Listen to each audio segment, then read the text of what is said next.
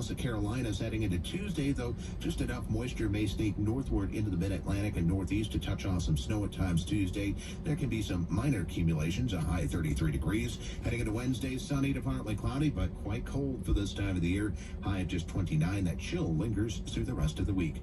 AccuWeather meteorologist Matt Benz. Right now 53 degrees and partly cloudy in Center City. Temperatures falling for the rest of the day. The Biden administration has launched another retaliatory strike against Houthi militants in Yemen, the second large-scale airstrike in as many days. A statement released by U.S. Central Command says the follow-on action early this morning local time against the Houthi radar site was conducted by the Navy destroyer USS Carney using Tomahawk land attack missiles. This comes just a day after the U.S. and Britain launched multiple airstrikes targeting the Iranian-backed Houthi rebel. Correspondent Andy Field with more. The U.S. launching a second round of attacks against Houthi militants in Yemen after a barrage of coalition attacks Thursday on those rebels' missile and drone launch sites. Earlier in the day, the president warned more strikes could be coming.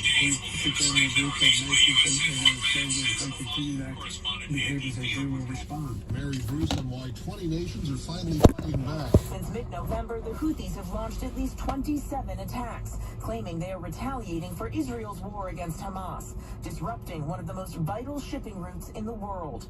President Biden saying the strikes were successful, adding Iran, the Houthis' backers, got the message. But the president says he's not ruling out taking additional measures.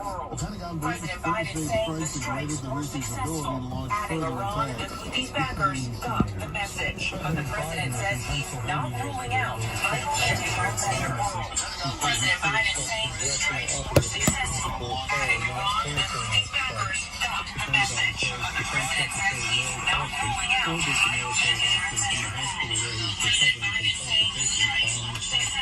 surgery.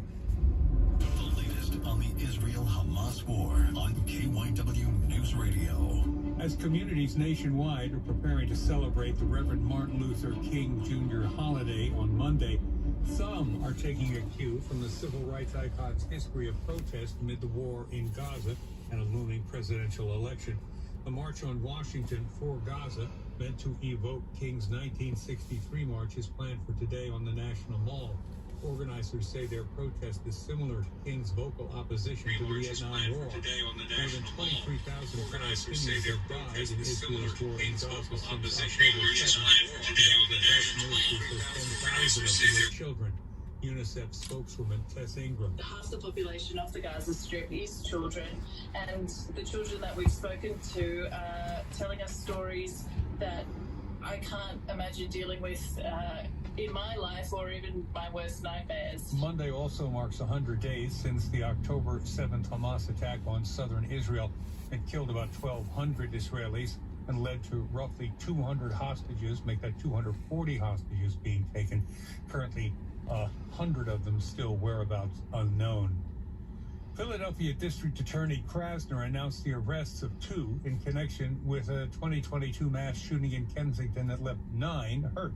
Here's KYW's Connor Barkon. 25-year-old Michael Smith Davis is accused of shooting 9 people at Kensington and Allegheny on November 5th, 2022. An unidentified juvenile was also arrested but not formally charged. District Attorney Larry Krasner. Fortunately, none of the 9 victims died. However, these young men turned that location into a war zone. Assistant District Attorney Alyssa Amorosa serves on the city's gun violence task force. They exited